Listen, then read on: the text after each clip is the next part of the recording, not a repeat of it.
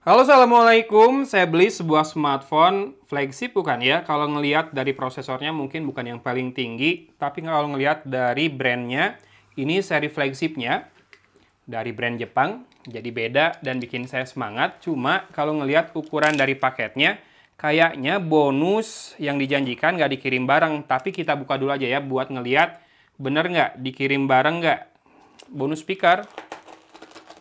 Yuk kita buka dulu ya.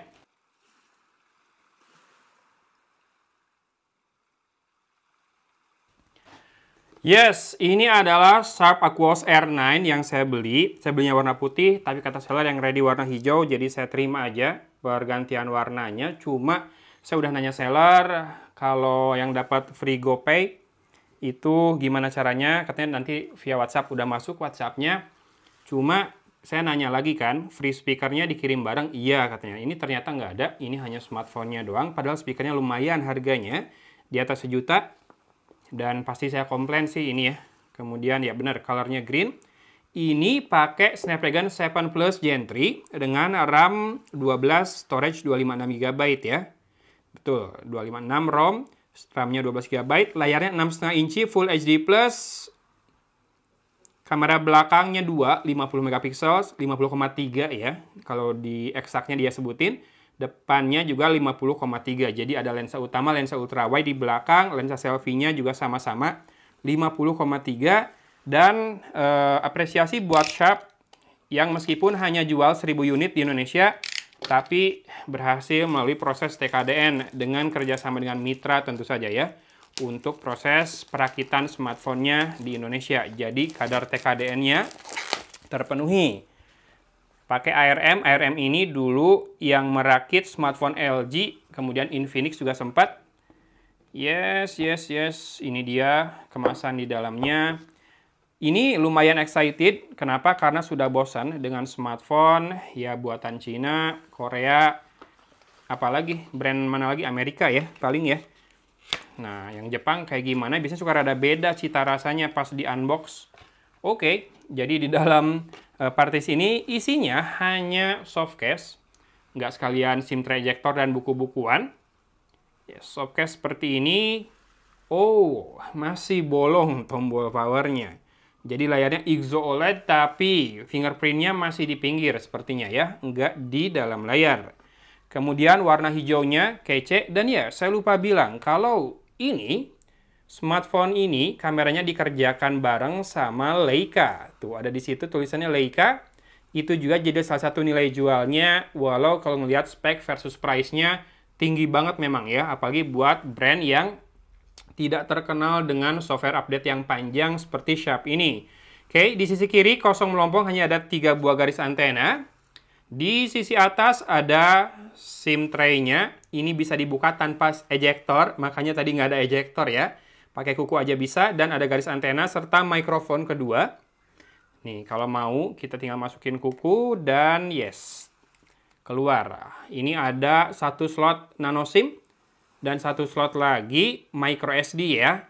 Betul, ini single SIM untuk kartu fisik, tapi harusnya support eSIM karena Sharp Aquos Sense 8 saja sudah support eSIM, sekarang harganya 3 jutaan.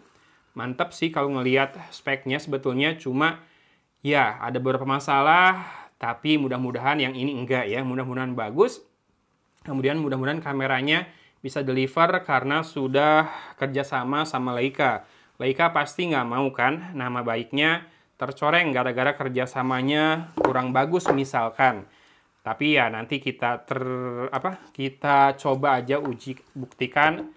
Mungkin kalau ada umur bikin video reviewnya. Ini warna hijaunya kece. Termasuk frame metalnya juga kerasa banget Jepangnya ya. Kotak dengan sedikit curve atau rounded corner. Dan ini tombol powernya agak ke bawah seperti ini, sekaligus fingerprint scanner. Ini ada volume rocker yang tipis saja dan 2 garis antena mengapit semua itu. Di sisi bawah ada mikrofon, port Type-C, dan speaker grill yang dibikin menganga lubang besar seperti itu, dan 1 garis antena. Back covernya terbuat dari kaca. Ya, pure kaca, kelihatan.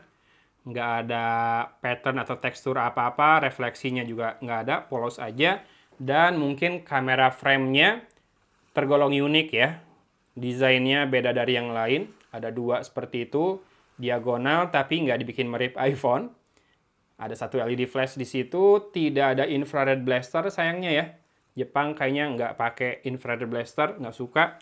Dan ini sudah terpasang anti gores bawaan dengan rapi. Untuk layar depan, ini sudah pakai punch hole kamera depannya. Yes, itu dia, boot screen-nya sharp.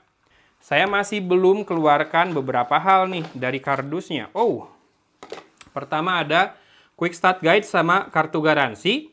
Service Center, Bandung di Jalan Arjuna, entah di mana itu. Jakarta di Pulau Gadung. Sisanya ada di Semarang, Surabaya, Medan, Samarinda, dan Makassar. Dan ini masih dapat, apa ini? Headset ya. Earphone, headset sih karena ada mikrofonnya dengan jack audio TRRS 3,5 mm. Tipenya half in ear seperti ini. Kemudian, oh, yang ini kan udah nggak ada ya, nggak ada jack audio di smartphone-nya. Tapi, tuh, nggak ada. Ini warna hijaunya cakep banget sih, asli kayak emerald gitu ya. Tapi dikasih adapter, nanti saya liatin adapternya. Pertama, saya mau liatin dulu charger sebelum itu. Ini chargernya dari Mass Power, bukan punyanya Sharp ya. Jadi dia beli aja kayaknya. Ini 30 watt maksimal. Power delivery sih harusnya kalau ngelihat besaran arus dan juga tegangannya, apalagi kalau portnya Type-C seperti ini. Biasanya pakai gancas ngangkat ya. Dan kabel data atau kabel chargingnya Type-C to Type-C. Seperti ini masih dikaretin. Dan ini dia, dapat adapter sekaligus OTG. Ada dua ya. Dapat adapter buat dari Type-C ke jack audio 3,5 mm. Mudah-mudahan ada DAC-nya, DAC-nya. Biar outputnya bagus, kenceng, powerful, dan detail. Serta ada juga USB OTG dari Type-C ke Type-A seperti ini. Kalau mau colok flash disk dan lain-lain. Ini kayak Google Pixel nih dapat kayak gini ya. Oke, kita langsung sekarang ke smartphone-nya. Hi there, saya setup dulu tapi ya. A few moments later. Yes, barusan saya skip setup untuk login dan internet. Jadinya langsung masuk home screen seperti ini, cepet banget. Dan kita akan lihat aplikasi bawaannya. Sedikit banget. Jadi si TKDN-nya cuma dibantu software-nya cuma 3 nih. Etalase apps, traveling, sama video ya. Mantap, berarti kebanyakan hardware nih. Kemudian kita akan masuk ke About Phone. Yes, menunya ini kayak Android stock ya. Display, wallpaper, home, tapi ada Aquastrix dan lain-lain. Bentar, saya mau nunjukin dulu nih, bener kan? Kamera depannya sudah pakai punch hole sekarang.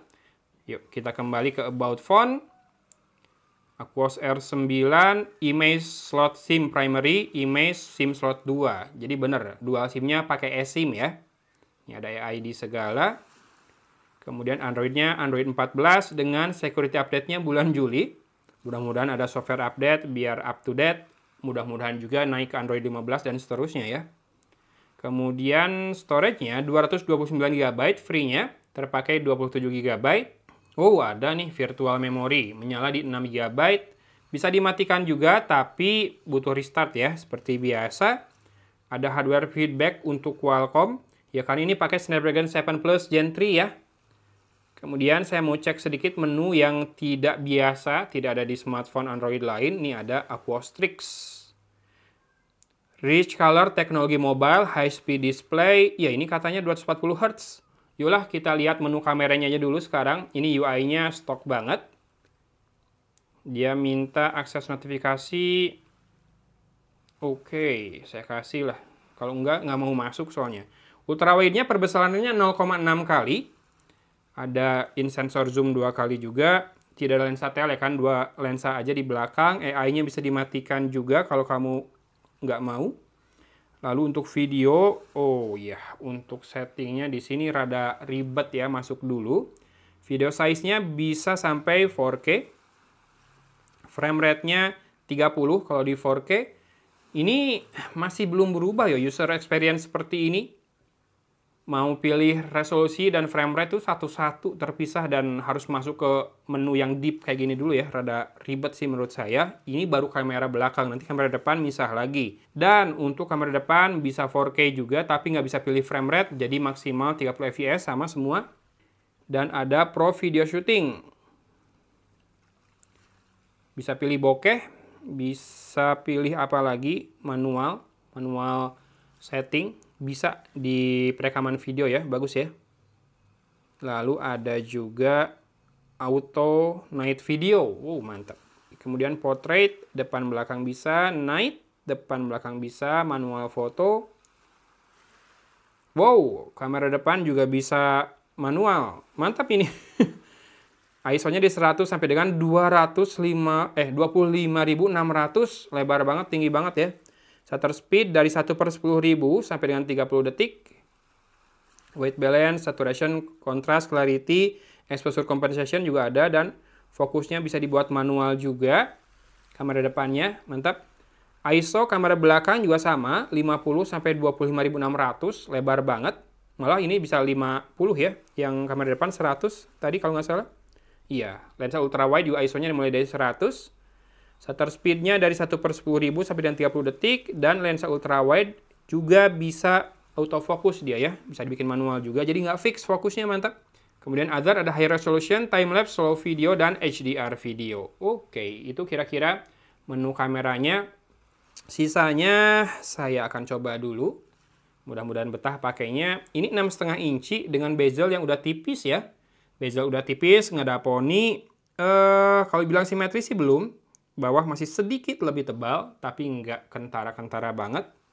Kelihatan harusnya yang bawah sedikit lebih tebal dibanding atas ya. Bezelnya kiri kanan tipis, atas sama lah dengan kiri dan kanan. Bawah sedikit saja lebih tebal, tapi udah bisa dibilang tipis ya. Ini kalau ngelihat penampakan gini kok kayak Samsung S23 atau S24 Ultra ya. Yang udah makin nggak ada curve-nya, kotak seperti ini. Gimana teman-teman, tertarik nggak beli? Harganya 9,9 juta, 10 juta kurang 1.000. Tapi di periode 11 sampai 18 Desember masih ada cashback GoPay 1 juta. Dan harusnya dapat merchandise kayak kaos dan lain-lain, serta speaker yang harganya kalau ngecek di beberapa toko yang jual di Tokopedia di atas 1 juta. Siapa tahu masih dapat diskon Tokopedia juga buat belinya. Biar ya kalau dirupiahkan dengan menjual segala bonus dan ngitung cashback GoPay-nya, dapatlah di 7 jutaan ini ya. Cuma saya mau komplain dulu karena speakernya nggak dikirim. Mudah-mudahan berhasil. Mudah-mudahan ada solusi. Karena janjinya dikirim barang speakernya ya. Oke, gitu aja dulu untuk unboxingnya. Mudah-mudahan ada rezeki, umur, kesempatan, moodnya buat bikin review yang berbeda, karena bosan juga bahas smartphone yang Android yang gitu-gitu aja. Ini rada beda cita rasanya asli. Sip-sip, Sharp Aquos R9, tungguin ya. Mudah-mudahan kameranya bagus buat saya posting-posting di Instagram. Hatur nuhun sudah nyimak unboxingnya dari Kota Cimahi. Agun pamit undur diri. Wassalamualaikum warahmatullahi wabarakatuh.